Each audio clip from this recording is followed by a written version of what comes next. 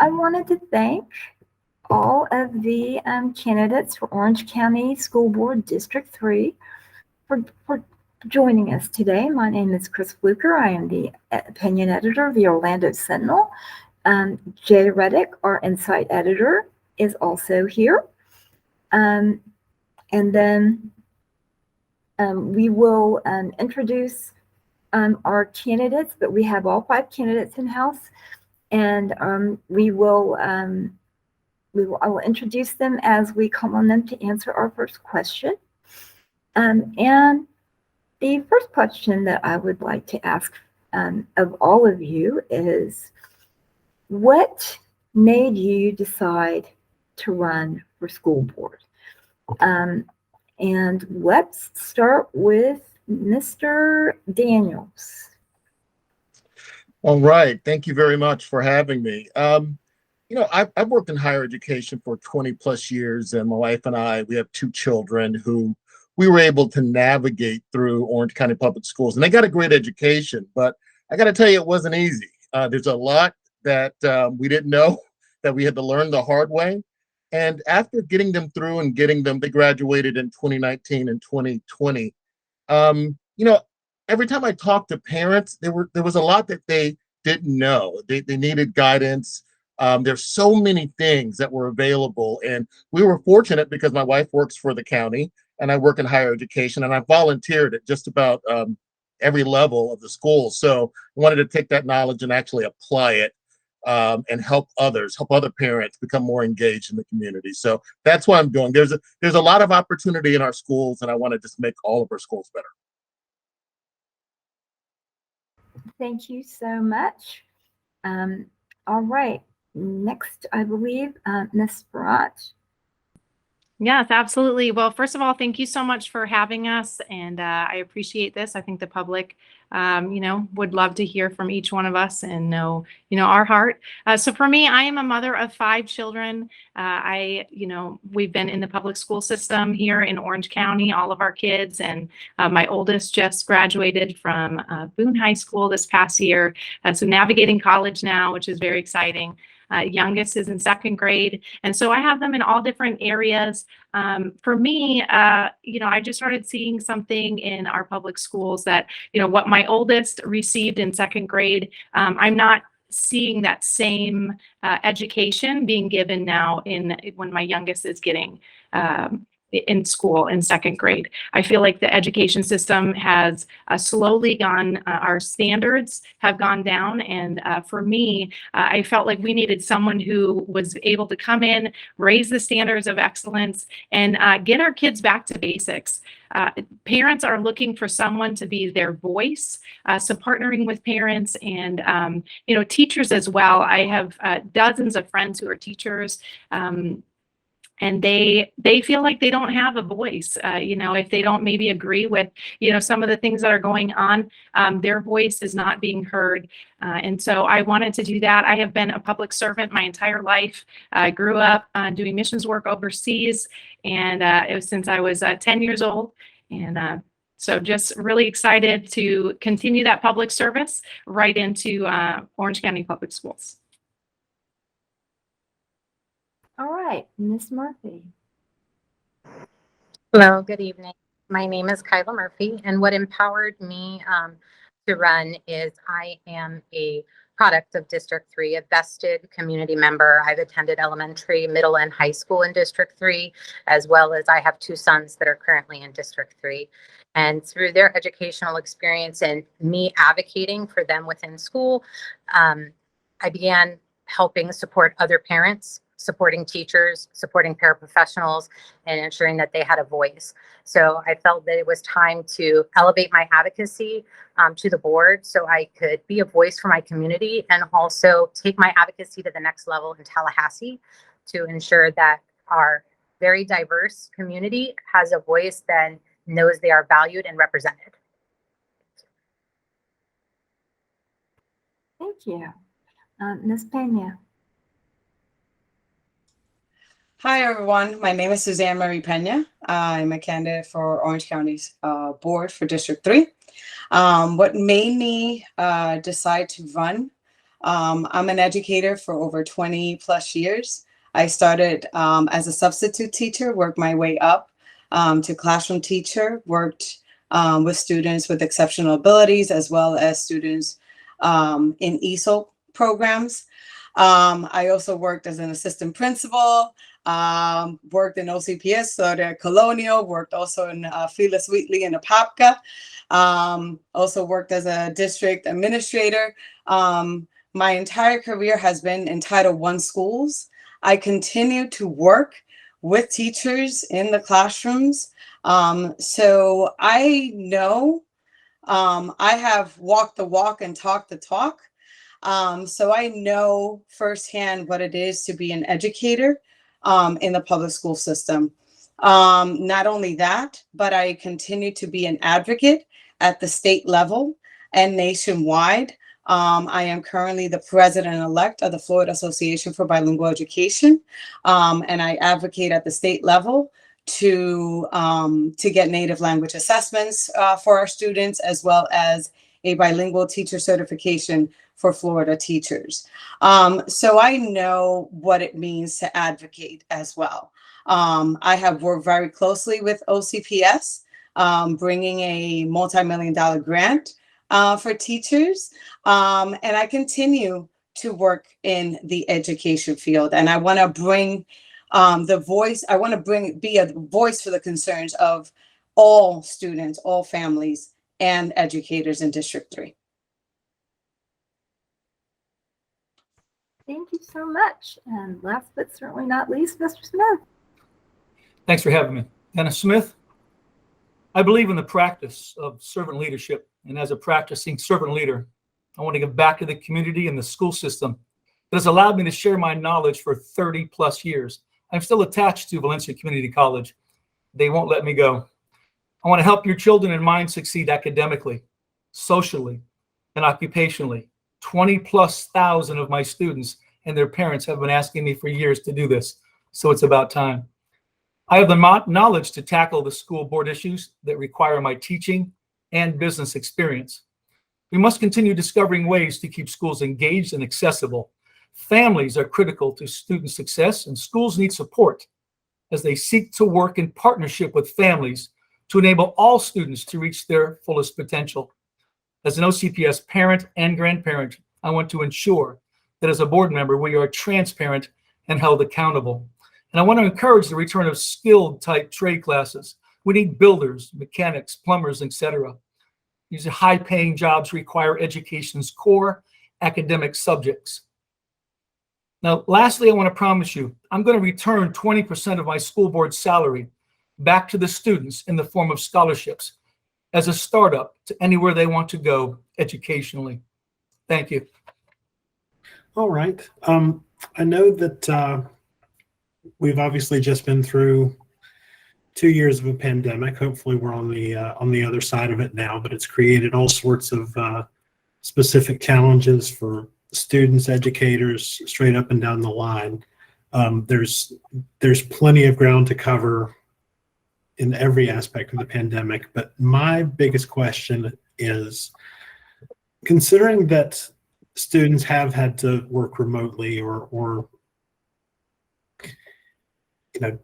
do that part-time or for a short while, my question is, what is the best way to catch those students up in terms of in terms of getting them back on the educational right track? Is there a one-size-fits-all approach that will help students return to the classroom and to the regular swing of things, I guess? Let's start with Ms. Farrant. Yeah, absolutely. We really are seeing a huge drop in, a lack for especially our younger students with the pandemic. Obviously, everything kind of went haywire, and our teachers were fantastic and phenomenal in trying to, juggle having kids online and in class. But, whatever we tried to do to, accommodate these kids, there really has been a drop in their education. We have first graders going into second grade who still are struggling with reading. And I have spoken with dozens of teachers who have told me that for them, they really felt like they needed to have, more backing, as in like a reading teacher or a reading coach that can help with those classes. Not sure how we can make that feasible, but I definitely think we need to listen to our teachers and see what it is that we can do as a school board to help give them and the backing that they need to ensure our kids are getting back to the basics and really, keeping them in line with the education that they need. Thank you for that. Ms. Murphy, you can go next. Okay, as a healthcare provider that works in mental health, I think it's important that we have to address the students' needs first. After COVID, there's many issues that they face, and in order to be prepared to learn, we have to address 60.9% of our school district is managed. We have roughly 1,000 homeless students currently in our district. We have students are living in hotels and need to. So I think it's important that we have the mental health resources to support students. I think it's important to address the learning loss. However, it's very important to recognize we had areas of opportunity pre-pandemic. In 2018 and 2019, roughly 6.3% of students with disabilities could read proficiently. Post-pandemic, 5.1% of students with disabilities can read proficiently. Our ELL learners in 2018, it was 15.3%, and currently it's 14.1%, which is our English language learners. So we've had areas of opportunity for a while now. I think it's important that in order to acknowledge those learning losses, we have to acknowledge that there was opportunity before the pandemic. Understood. Thank you for that. Mr. Smith.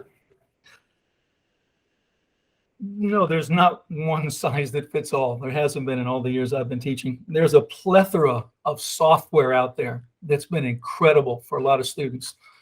In the classroom where I taught many times, even at the college, we would use things like academic systems. There's a lot of self-taught things that they can go to. Software, online software systems are phenomenal nowadays. Yeah, we do have 264 schools. There's 206,000 students. There's 11,000 plus teachers. Yeah, that's a big job to be able to handle all that and to be able to get everyone back. Like I said, there's not one size that's going to fit all. We have to come at this from many different angles. And software systems that I used to work in at GTI when I was vice president, quite a few of them out there that the kids can go to and try to pick from that, which could help their folks out. A lot of parents also get involved too. We used to have my parents come in and teach, and they loved it. They had a grand time. And if they didn't have a mom or dad, I would volunteer and I would co-teach with them. But software systems appears to be the way to go when you're stuck at home. Because COVID did a real bad job on it. But they're out there, and a lot of them are free. Excellent. Thank you for that. Ms. Pena, how about you next? Thank you. So as an educator and as an administrator, I know that this is not a one size fits all. I know that this is an issue that prior to the pandemic, there were gaps in the educational system. And because of the pandemic, they've been widened or exacerbated. One of those is it's a learning loss. All our students are now students with interrupted formal education. So if we start thinking about that, there is a big learning loss. And that's not counting students who are emergent bilinguals, okay? Students with exceptional abilities. That's not even counting that, because students that are emergent bilinguals or exceptional abilities have even bigger losses. In addition to that, this is not, like I said, a one size fits all, we also have to address Maslow before Bloom's. And I always say that. And what do I mean by that? We need to go back into teaching. OCPS, as a former OCPS employee, I know as a teacher that there's excessive testing in OCPS.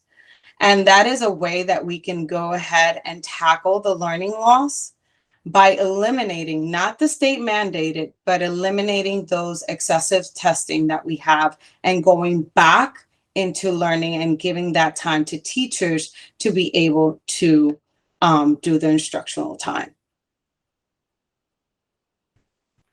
Great, thank you. And we'll close out with Mr. Daniels. Thank you. I think there have been a lot of good ideas said, but to put it in maybe 3 buckets that are very simple. We need to support programs after school, summer, in a multitude of ways, so these kids can actually get caught up. That's how we do it. We create and support new programs in the schools. You know, the other thing is our teachers need support. So we need more paraprofessionals in the classroom to help those students that are struggling get caught up so they can reduce the ratio, the teacher-student ratio a little bit by having a paraprofessional there so they can help support and spend more time with students individually. And then, you know, the other thing that, you know, wouldn't shock me if we address a little bit later is, you know, it's hard to help students get caught up when your best teachers are leaving because they're not appreciated. So, you know, we can never forget the retention piece of this and encouraging teachers, experienced teachers, not teachers that are new, not teachers without bachelor's degrees, experienced teachers come in and help support those students with the learning losses. Thank you very much. And Chris, I can dive in with a follow-up to that if you'd like. Okay, great. And then Excellent. I will have a follow-up to that one. Well, something Mr. Daniels said definitely leads us into one segment that we did want to touch on, and that is teacher retention. Teacher pay is obviously a huge part of that, but teacher pay is not always something that can be controlled at the school board level or controlled very well. I'm wondering what beyond teacher pay and what other methods would you go through to help with teacher retention? I'll start with Ms. Murphey. I think it's crucial to treat teachers with respect and let them have a valued voice in communications with the board. They're on the front lines, they're in the class, they're the working with our students. First line to see what is going on. It's important that we return the creativity, innovation in the classroom and produce meaningless collection of data that's not being utilized, and really allow them to have that autonomy, our students, and respect them as professionals in their field. Thank you. And Ms. Pena, let's go to you next. Again, this is from my experience, from me being in the classrooms, still working with teachers, I can attest that this is not a one-size-fits-all. Yes, there is the pay of teachers is something that is an area that we definitely need to work on. But at this point, we also need to address it at the state level. But besides that, respect, support are very big for teachers. Having a working environment that respects what teachers do. The job is not easy. I know that for a fact. And it comes with a lot of challenges. But one thing also, in addition to higher pay, is having that respect and support and being part of the conversation. So having those lines of communication with not only at the district level, but also even within the building, right? With administrators, having that support, because that is the first people that they're going to go to prior to going to a district. They're going to go to their admin. So it's very important for those lines of communication to be strengthened. and having that support even at just the building level, in addition to the district level. Very important to tackle this issue from multiple angles. Great, thank you for that. Mr. Smith, why don't you go next? Well, we can begin by partnering with the transfer point units, I believe is what it's called many years ago, transfer point units of the military. Their skills, experience of leadership, they have discipline, flexibility, adaptability, understanding and appreciation of diversity is going to help them excel as teachers. Now, retaining them is done through the collaborative support and paying them well while grading them fairly. Recently, I've been receiving a lot of phone calls from teachers. A lot of them are leaving. And just yesterday, one of them asking me about discipline in the classroom. And she's going to be leaving after 20 some years because of discipline. They've personally told me, students have, that they want to be held accountable physically, mentally, emotionally, spiritually, and financially. And my parents and my students have always told me that they love that they command respect for everyone involved, and that they see teachers that educate and not indoctrinate. They want to bring back clear traditional expectations and consequences. So that's a major factor for a lot of teachers that have been contacting me lately. They want students to be held accountable, and they want administration to support them. That's a key factor, support from administration. Thank you. And that brings up Mr. Daniels. Sure. Yeah, a lot of good things were said. Obviously, teacher pay is the #1 answer, but if we're taking that off the board, communication, when you talk with teachers, they don't feel that they're heard. And so we need to do all that we can to make sure that our administrators and our school board members are listening to our teachers. Now, the other thing to get teachers more engaged in the classroom is trying to give them as much academic freedom as possible. And that's tough to do in this state environment. I work in a college environment, and our faculty members have a ton of academic freedom. And what I notice is that there's more buy-in. They are more engaged in the learning process because they have a say in what's going on. So often when you talk to teachers, they come into the new school year and the principal says, hey, this is what we're doing. And they have no say in the learning process. They just go to training and learn how to do it. We need to allow teachers to weigh in a little bit more, listen to their feedback on what they think works so they have some skin in the game. Thank you. And we'll close it out with Ms. Farrant. Yes, absolutely. So I think for me, I see our teachers anytime I've gone in and I'm helping in our kids' classes. I go in and I'm there for maybe an hour and I leave, and I just admire our teachers because, my gosh, like, I'm a mom of 5, but being a teacher of 18 students, that is a lot. It's a lot to deal with. You're not just doing, taking care of the kids. You have parents involved, you have administration and testing. There's a lot of a heavy load that's on our teachers, and the multitude of teachers that I've spoken with, they have said they feel invisible. A lot of them, they feel like their voices are not heard, they are not honored or respected, and they really just want to get back to basics.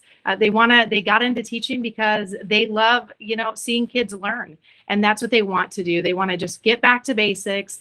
And discipline, as Mr. Smith mentioned, that has actually been the #1 thing that I've heard on the campaign trail. Teachers are sick and tired of the lack of discipline for what's happening in our schools. I think we need to make sure that we raise that level of excellence, raise that standard, and make sure every child knows this is what is expected of you. Every parent knows this is the consequence if your child does not follow through. And so that our teachers feel like they're safe in their own rooms. They feel safe. They feel like they have someone backing them up. Same way, if as a mom, I have rules in my home, and you want to make sure that you follow through. Otherwise, you'll have unruly kids. So just respecting our teachers, getting back to basics, and raising the standard for them. Thank you. And one of the keys to managing teacher pay, which I'm sure all of you really wanted to talk about as well, has been identified by existing board members as part of the reason to reauthorize a 1 mil levy for schools. And I would just like to know from each of you if you support extending the 1 mil levy another 4 years, and if so, how would you prioritize its use? And if not, why not? And let's start with Ms. Farrant. Okay, so teacher pay definitely is a big topic right now. As a former nurse, I worked in nursing for many years. I got into nursing not for the pay, but because I loved patients and I loved seeing people, get better. So in the same way, I think most teachers got into teaching not because they thought they'd be millionaires, because the pay isn't that great, but they got into it because they wanted to take care of their kids. But I also think we need to make sure that we're honoring our teachers by giving them quality pay. I don't believe that we need to, base our teachers' salary raises and all of that on something that is like a tax, this 1 mil tax that is, can come and go depending on the year. And so for me, we are in a very tight, the economy is, not at its finest right now. I struggle asking parents to say yes on this because they're struggling to get food on the table and gas in their cars. I think that, the same way that we're asking families to be frugal with their money, I think we can ask the school board to be frugal with theirs. I believe there's a lot of areas that the school board could, tighten up, frugal spending that I feel like, we got a frivolous spending, excuse me, things that don't need to be there, and really focus on our teachers, make sure that the budget that we are allotted yearly, there is a great percentage of that goes to our teachers. That is something that is firm and that isn't swayed by a tax that we're asking people to do. So. Thank you. Ms. Pena. So bottom line is that, yes, I support the 1 mil, and there's reasons for it. As a former OCPS, I understand salaries. I get it. But there are certain limitations as a board that they cannot spend. They can only spend a certain amount of that budget on teacher salary, and that is state. That is mandated by the state. So that is something that is beyond the control of the board. And so whether they would love to go ahead and give more, there's certain caps to that. And so this tax, while yes, I understand that the economy is tough, it's tough for families, but this will help support teachers.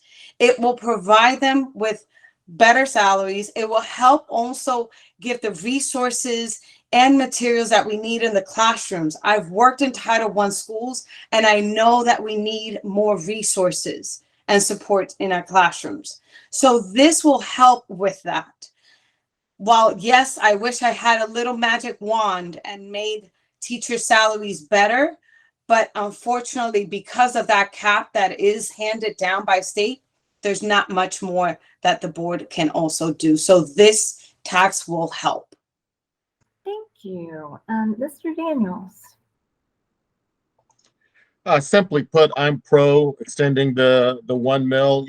Where you spend your treasure, that shows what your priorities are. And I can't think of a higher priority than educating our children to, help their future and help support our communities. So I am absolutely pro it. I know that 1 mil is going to help support teacher salaries. We're in a situation where we're out of a lot of options as far as ensuring teachers get as much money as possible, ensuring that we have enough paraprofessionals, ensuring that we have enough bus drivers. So there are limited options with our budget, And that mill is so critical to making sure we can meet our needs. So without a doubt, I support it. And I would tell everyone that I know to please vote yes on extending the mill. Thank you. Ms. Murphy. Yes, I am definitely in support of the mill, one mill. I think that we need it to support our teachers. We need additional supports within the classroom, paraprofessionals, behavioral supports in the classroom and at the district level to support our students' needs. We also need more access to mental health services for not only our students, but our teachers as well. I think it's imperative that we look at investing in our teachers and alleviating some of the pay where they're using their own paychecks to pay for their certifications that's required for them to teach. That's another area of opportunity. I think that we need to keep good on our promise at the impasse hearing that the board made, saying they would leave no stone unturned, looking for money within the budget or looking for any type of duplication to increase teachers' pay and staff's pay. So yes, I would tell anyone to vote yes for the one mill. All right, Mr. Smith. Well, I didn't go into education for the money, that's for sure.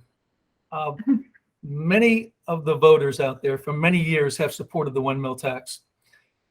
And this is going to be up to them. And yes, we're going to vote too. As far as voting is concerned, initially, yes, I supported it. Mostly because the majority of the people in the community have supported it. Now, as far as reallocated money, this should be spent on, combating the learning loss through the student support programs like evidence-based tutoring and expanded after-school and summer learning and enrichment programs, and supporting the physical and mental health of the students and educators. So I happen to believe that the voters are going to approve of this, and I'll support anything that the majority of the people do. Thank you. Thank you. And actually, I would like then to follow up with something that has been identified as something that might be, that some of this mill money might go toward. And it is something that always seems to make everybody smile, which is when you talk about the career and vocational and even dual enrollment programs that are available to Orange County students. There is a wide array, and I'd like to hear ideas from you all on what areas Orange County might be looking to expand this effort. And let's start with Ms. Murphy. I think that it's imperative that we expand the career and technical education as well as community-based instruction. I think first and foremost, it's important that we promote it and make it as a viable option for students. We do a lot of college prep, a lot of dual enrollment, but I don't think there's any conversations that are really happening at the school level as this is a career option for your future. I think that we need to collaborate with our community partners to identify needs within our community so we can support the workforce in our community. I think one of the barriers is we only have 5 locations within our district and 3 do some of the major apprenticeship programs. But I think it's very important that we address transportation, which is already an issue across the board in our school district, is access and transportation. The career and technical education, another option is CAPE digital certification, something that can be started while you're in elementary and middle school. So our students can have certifications in certain digital programs, and actually understanding and allowing those students access to that and making that an option as well. And I think, again, for students, that it's accessible to all and that we strongly look at community-based instruction for some of our students with disabilities who also need that exposure and training within the community to be as independent, as functional as possible. Thank you. Let's go with Ms. Pena. This is actually yes, it does make me smile, the question, because as a former assistant principal and also as someone who worked at Colonial High School, I've had this conversation multiple times with students and with administrators and teachers. And it is something that needs to be expanded, not just in the high school setting, but start way before in elementary. There's different ways that we can start career and vocational training so that we don't wait till high school. Sometimes high school is too late, too little, too late. And so I was even having this same conversation with an educator this past week of how we can start thinking of ways of expanding that to middle school and even elementary school within OCPS. And also expanding the options that students are able to go after. I am proud to say that even my husband is the product of a career and vocational training, and where by the time that he graduated from high school, he had his FAA license and he could already start working in the aviation field. So I'm a proud supporter of expanding these opportunities to all our students. And so the sooner that we get that done and the younger that we get that done, the better it will be for all our students. Thank you. Mr. Daniels. Sure. So first thing I would say about, I love this topic too. I was a SAC board member for Orange Technical College, and I worked for a state college. So this is something I'm pretty passionate about. One of the big issues is students and parents knowing about these programs. We can create all we want, but if you don't know that these things exist, it's a problem. And when you talk with parents, they don't know all the options that are available. So starting out very young, I would want students to be able to see a plan of what they can do in the future. What might come next year? What options do you have this year? We need to do a better job in informing our parents what's available right now, because we have a lot of great things right now, and I'd expand it too, but we need to have the mechanism in place to where they know what's going on. I heard transportation mentioned, and that is so true. When you talk with some of the students, especially those that don't have the resources, getting to some of these programs is the challenge. Now, personally, I went to high school in a dual enrollment program where even back then they had dual enrollment, but the dual enrollment was at the high school. And so that's a unique opportunity where students are able to get that dual enrollment and they don't have to worry about transportation. Now, you can do things online, but not everything is appropriate online. And so having those classes at the high school would be very good. And the other side benefit that I don't know that anybody's really pursued is if you have teachers at the high school that are appropriately credentialed, there might be an opportunity for an additional stipend for them because they're teaching chemistry, they're teaching dual enrollment chemistry. They might be able to get a little bit more money in the process, and that's something that I'd love to explore. The other thing is experiential learning. Project Lead the Way is a fantastic model where you do some didactic classes in engineering, and then Lockheed will hire you and you get the experience. I love degrees, I love education, but when you talk to employers out in the area, experience is the most important thing. So having those community businesses that are willing to bridge and work with us so our students get the experience, so when they graduate from high school or college, their resume already is chock full of relevant experience. And I think that's how we need to treat our technical programs and our dual enrollment programs. All right, Mr. Smith. Yeah, I think I touched on this earlier. Having taught for so many years like I have over at Cypress Creek High School, my kids went to Freedom. Dual enrollment's not for everyone, they say. There are a minor amount of kids that appreciate it. Not everyone does. It is quite difficult for them, and they say it's stressful.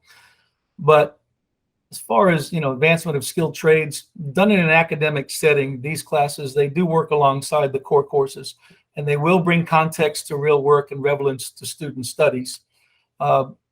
Check with mom and dad, make sure that it's just right for you. Thank you.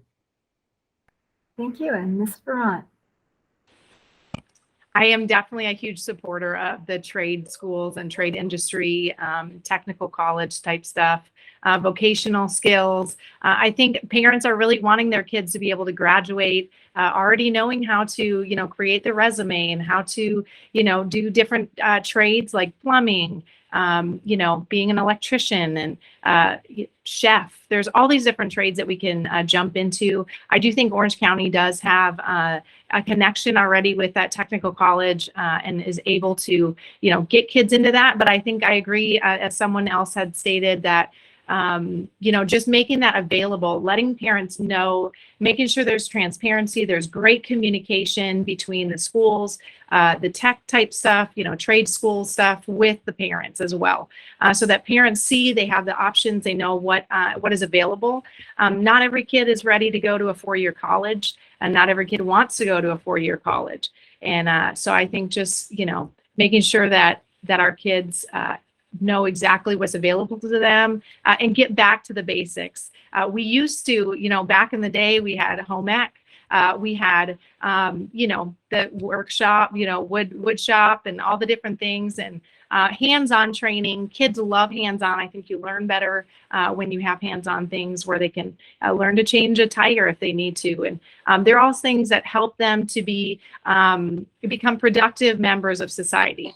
And so for me, I think we need to, definitely bridge this gap, make sure that kids are able to see that they have this option for the trade schools. And then it also puts our children back into our community as workers in the hotel and lodging department and the, building areas. And so there's many avenues we could work with our community and get our kids into those trade programs. I had a quick question for everyone.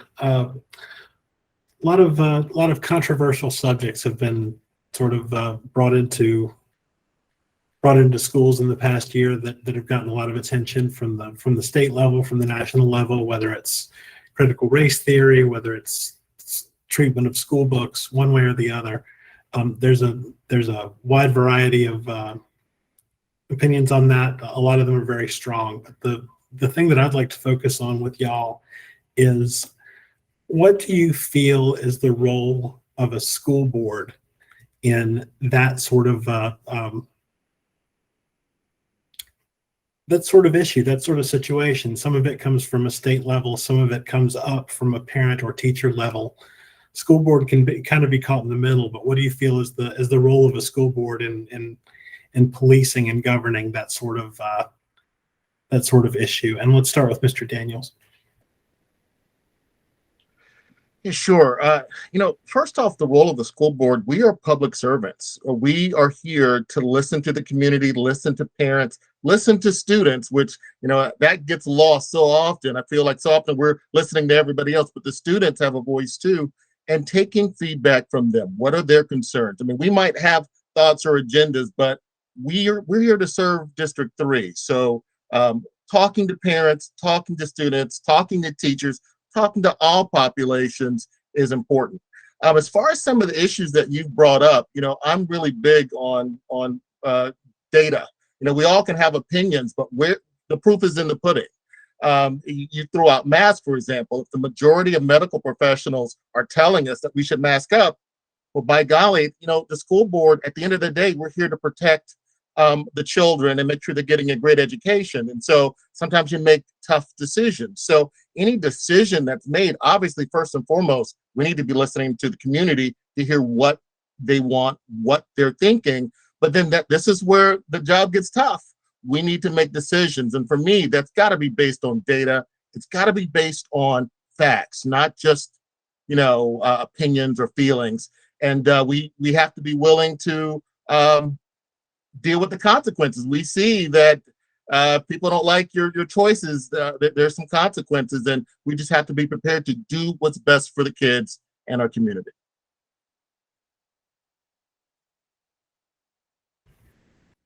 Thank you. Let's move on to Ms. Farrant. Yes, absolutely. So for me, I think we really just need to partner with parents. We need to make sure that we're partnering with them, and the school board really should be a neutral zone. So things that are coming in, really need to be back to basics. Kids should be learning how to read, how to write, do their math, science, a patriotic history. Our history should always be taught, the good and the bad. Make sure that we don't repeat history. And I think that anything that is coming into our schools or that is available to children needs to have that neutral line where we're not stepping on, there's parents who are on one side of the spectrum who are very conservative. And then we have parents on the other side of the spectrum who are more liberal. And I think we need to make sure that we are keeping it a neutral zone where kids are being educated at our schools. And get back to basics. That is my biggest thing. We're there as a school board to protect our kids and get back to basics. So for me, that would be my thing. Thank you. Ms. Murphey. I think as a school board member that it's important that we ensure that our schools, our district as a whole, is a healthy and safe and inclusive, diverse learning environment for our teachers as well as our students. I think as a school board member, it's important that you are a voice for your community and you represent the diversity that's within your community, especially some of our more marginalized populations. As a school board member, I think it's also important that you are a neutral zone. So when issues arise, you don't have a knee-jerk reaction, that you go through and look at the guidance that you have as a board member. What policies are currently in place as a school board, and not deviate from that in an effort to ward off hysteria. Again, I think it's very important as a school board member that we represent all students, and that students have a voice, teachers have a voice, parents have a voice, and that we're working for a collaborative, safe, and healthy environment. Thank you. And on to Ms. Pena. So as a school board member, it is very important to provide a safe, nurturing learning environment for all students, educators, and staff. With that being said, it is also important to listen to students, to their families, and to educators, right? Educators, they're in the classrooms. They give us kind of the thermometer. The students are in the classroom. They give us the thermometer. The parents are also at part of that educational process. So they give us the thermometer of what is happening, right? And it's also important for us as a school board member to listen to their needs. But it's also our duty to make sure that we are meeting the needs of all our students, that we are inclusive, that we are diverse, that we are also making sure that we are not marginalizing communities that have been historically marginalized. And we have to create that safe, nurturing learning environment for all. Thank you. And we'll close it out with Mr. Smith. Well, tens of thousands of my parents have come to me over the years and they've said, listen, Mr. Smith, if we can't say it in the school board meeting, it doesn't belong in the library. And I'm quoting those parents. That's as far as things like books. For the vision and for us, we're going to have to ensure that every student has a promising and successful future. And with the support of families and the community, we're going to create enriching and diverse pathways that lead our students to success. A lot of our objectives coming up, there's going to be high expectations for student learning, student social and emotional well-being. We have to be dedicated and have a high quality team on the board. There's got to be a positive climate, a safe environment, efficient operations, and we have to be engaged and invested with our community. But the parents are my main concern. When they speak, we need to listen. Thank you. like to follow up on that. One of the concepts that we're starting to hear about now is something called social emotional learning. Do you believe that's being used in Orange County schools right now? And let's start with Mr. Smith. Social emotional learning, to me, it's about life skills and responsible learning. Kids come from different socioeconomic backgrounds, and I've taught lots of handicapped students, blind, deaf, wheelchair bound, emotional students. My own granddaughter had an individual education plan. And for many years, I introduced and have always utilized TAI, that's Team Accelerated Instruction. We're talking about a high-level learner, a low-level learner, and 2 middle-level learners, and they each have a job. And of course, after a while, they can switch those jobs, but they communicate effectively. They feel empowered. A great deal of TAI, Team Accelerated Instruction, for the last 30 years. It's kind of like my base work. I've always encouraged students to teach the class, and especially each other. I've even encouraged parents to come in. A lot of parents, and many of them are even co-teaching with their child. Or even student teams would teach. Upon request, I would co-teach with the students. If they didn't have a mom or a dad and they would ask me, I would co-teach with them. We also went outside frequently to use practical applications and also to build practical application projects like computers, golf courses, using the binary system.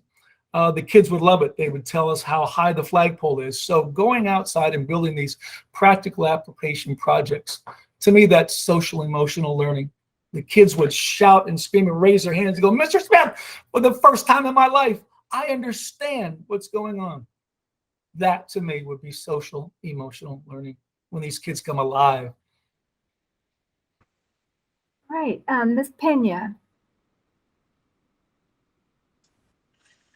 As an educator, social emotional learning is part of what we do. In kindergarten, right? We start, how to be friends, how to share, right? That is part of social emotional. Creating empathy, understanding, how to be good citizens in the world, right? Those are all things that we teach. And those are part of, they always say all that you need in life, you learn in kindergarten. And that sharing, that communication, that talking, right? Being even respectful, as we see right here in this forum today, right? Those are things that we start learning when we're at a young age, waiting your turn, speaking nicely to others, right? These are all part of social emotional. I keep on saying it, Maslow before Bloom's, and it's so important to teach that part, that empathy, that understanding, before sometimes we even focus on even the academics. So that is part of creating even a good classroom environment. As teachers, we have classroom norms that we create to follow, right? And we create them as a classroom. I often did that. That was one of the first things that I did the first day of school. And so it's very important part of that social emotional learning. Right. Ms. Farrant. I think there is social emotional learning happening right now. I think there's 2 different sides to it. I think we need to get back to basics with social emotional learning. I think right now we have kids who feel invisible.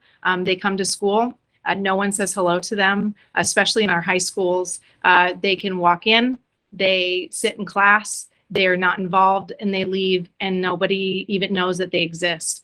That is something that, as we're looking at safety issues, I know that's a different topic, but, really just making those kids feel like they're not invisible, that they are someone, that they have worth, and build unity within our community of students, with our staff.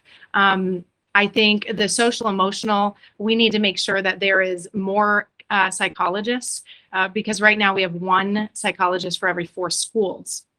That is a lot of students for one psychologist. And I think, you know, if kids are needing somebody to talk to, they need to have that. Right now, what I believe OCPS has been implementing over the last year or so are the social emotional surveys.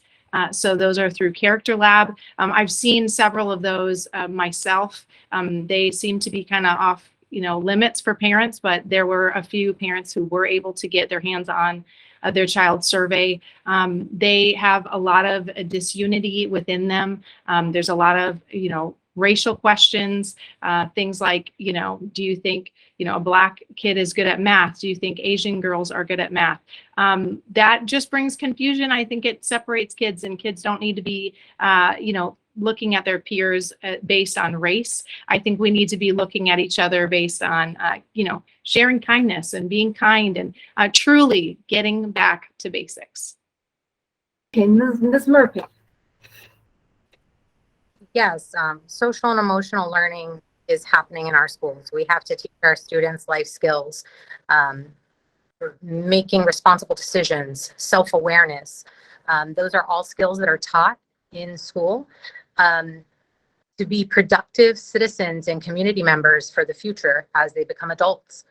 And the fact is, some of our students with disabilities have social and emotional needs where they require direct instruction for social skills and emotional regulation. So our teachers and staff have to teach those skills to our students. I think it's vital after the pandemic that we're addressing the social and emotional needs of our students, teaching empathy, resilience, grit, and, you know, confidence. I think it's also duly important to note that there's actually 34 licensed mental health counselors for the over 206,000 students in our district, and that we do have guidance counselors in every school. However, we don't meet the state recommendations of one guidance counselor to every 500 students, or the national recommendation for guidance counselors, which is one guidance counselor to every 250 students. So those are areas of opportunity for us, but I think it's critical that we address social and emotional learning in schools. Thank you. And Mr. Daniels. Yes, social emotional learning is occurring in our schools. However, I don't know that we leverage it very well. You know, that's the confidence, the awareness, the self-awareness that comes along in being in a group and learning and learning about the subject and learning how good you can be with it and applying it, noticing how that subject relates to others. You know, what concerns me with social emotional learning is, you know, there's studies that show that if you are good at it, you're going to be successful, not just in school, but in your profession. So that's a very relevant thing. My concern is, as we hear about this testing, more testing going on in the schools multiple times a year, I just don't know how we can best, we're not going to be able to best leverage social emotional learning because, again, we're going to focus a lot more on testing. And that's a concern of mine. So is it occurring in the schools? Yes. Would I like to be more effective with it and leverage it better? Yes.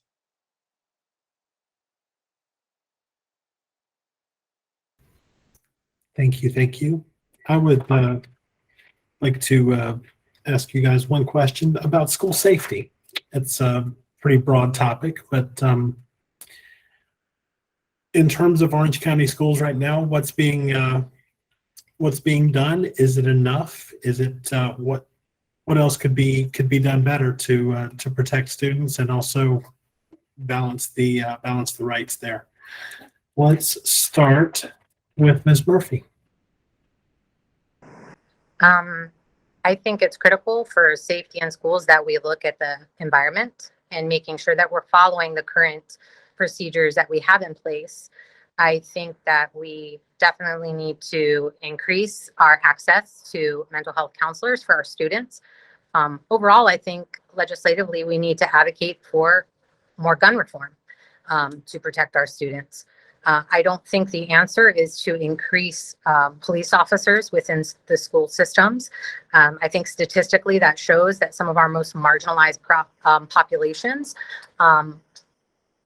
tend to become even more victimized. The school to prison pipeline is, you know, real. That is a real thing. I think with safety, also when we're doing the active shooter drills, to avoid additional trauma, we need to do trauma-informed drills. where students are able to understand what they're doing, why they're doing it, and how to do it safely, to be prepared. You know, some students are terrified, you know, when there's an active shooter drill and it's unannounced. So I think we need to think about that with school safety. And again, I said legislatively at the state level, we need to work harder.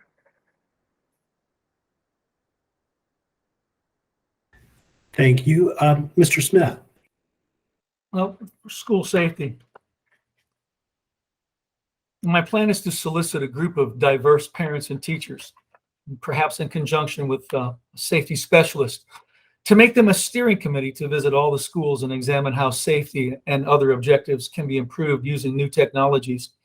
When I was vice president of General Technology Incorporated, half the company was involved with security systems and network control centers, data line analyzers, and that kind of thing. So yeah, the students are quite concerned as far as gun carry. That was brought up. There are 3 types of people in the school systems that can carry right now. And that's the administration, as far as I know, ROTC, and active military and law enforcement educators. But I think that getting this group of people together in a steering committee might help and get the people involved in the community. Thank you. Thank you. Mr. Daniels. Yes, with school safety, a couple of different things. I was speaking with an administrator a few months ago that brought to light that, you know, one of the things we could do better in terms of school safety is go after more federal grants.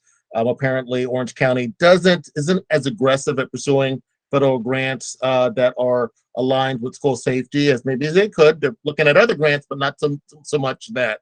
So that would be one area I'd want to focus on, is pursuing more grants that are aligned with school safety. The other thing is benchmarking. You know, I think Orange County Public Schools does a pretty good job, and a lot of counties reach out to us and get feedback on what we do and how they can do it better. But we always need to be looking for what school districts, what colleges, what organizations, what facilities, what are their best practices. We need to every year not rest on our laurels, but we need to be looking at who does it well, learn from them so we can continue to make things better. I think it's been talked about earlier, but counseling is a big issue. You know, talking to kids, identifying where some of the threats are, and actually helping some of the kids before they come to a threat. Counseling's a huge issue. There's not enough counselors. That's one thing we definitely need to focus on for school safety. And the last thing that I'll mention with school safety is discipline. You know, when you talk with students, when you actually sit down and talk with them, from a school safety perspective, sometimes they're more concerned with the guy sitting next to them in class because maybe he's acted out, maybe he's done some things. And so when the teacher sends them for discipline, you know, he comes right back, and it just creates this feedback. We need to do a better job when students are behaving poorly, disciplining them appropriately. Thank you. Ms. Farrant. I think school safety has been a very big topic as I've been out door knocking and, you know, just talking with our community. A lot of parents have voiced their concerns. They feel, you know, they just want to make sure that when they drop their children off at school, that they're going to be able to bring them back home at the end of the day. Many teachers feel the same way. They just want to make sure that they are safe and secure. I do believe that the majority, if not all of our schools, are very protected in the sense of, you know, not just anybody can just walk in. But are there more things that we could do? That would be something I'd want to partner with law enforcement. I'm happily, you know, endorsed by our law enforcement here in Orlando. And I feel like having that partnership and being able to partner with the law enforcement and make sure that, you know, we're doing everything that we can on our aspect, you know, in our ways to make sure that we're partnering with them. Discipline obviously is, you know, like Mr. Daniels was saying, is definitely also a big issue. Just making sure that, you know, there's always follow through and that teachers feel safe, students feel safe. And I think the other thing is just building unity. When kids feel that they, have a stake in their school, when they feel like they're someone, that they're not invisible, pouring into our students and making sure that their well-being is taken care of. Most kids are not going to want to do harm to something that they value and cherish. And so how can we do that? And I think for me, we just got to continue to get back to basics and just raise the standard. Thank you. And Ms. Pena. This is a topic that is very personal. I've actually been a teacher that has witnessed active shooting and has had to protect her students.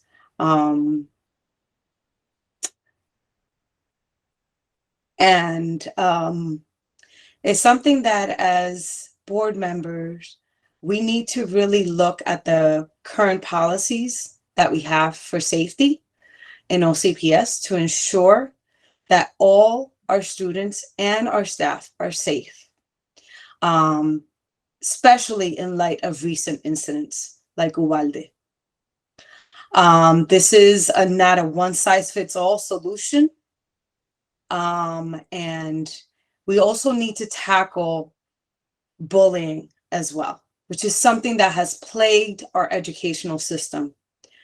All students at some point or another will be the victim of bullying, whether the bullier or being bullied.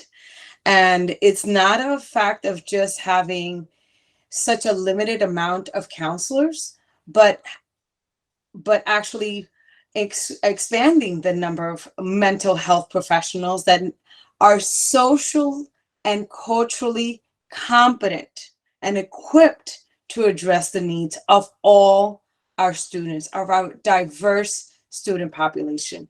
And so we have to tackle this from various angles. And we keep on trying to find a one-size-fits-all to educational issues, and that is not the solution. And so as somebody who's been in active shootings, yes, this is something that we need to address from multiple angles. Well, thank you. Thank you all very much. We have really rapidly come to the end of our time. What a great discussion we've had. So I would like to give each of you an opportunity to make your pitch as to why you should be the one that voters choose. In the selection, if no candidate gets 50% plus one of the vote, the top two vote getters will go forward to November. And so we will learn very soon if that's going to be what happens. So I would start tonight with Mr. Smith. If you could just tell us why you think you're the best choice for this seat. Thank you very much. Thank you for hosting. And I want to thank thousands of my students, their families, my fellow teachers, and the community as a whole for supporting me in this race. And as your school board representative, I want the best for all of our students, no matter their race or background. I will work hard to create classrooms where students feel they can learn, make mistakes, feel supported, help their peers, and pursue their dreams. Let's eliminate the rhetorical confusion and let's bring back stability. I have extensive work experience as an Army soldier veteran, as a manager, vice president of GTI, a credentialed minister, 30 plus years public school math teacher, with most of those years right here in Orange County, right here at Cypress Creek High School. I've been a peer teacher, teaching other teachers how to teach, voted Teacher of the Year. I've been a math chairman, a yearbook advisor, a college professor, and voted most valuable college professor, which is extremely humbling when hundreds, if not thousands of other people think that you're the best. And of course, a coach. I have volunteered at First Harvest Food Bank and still do. I have been and always will be a servant leader.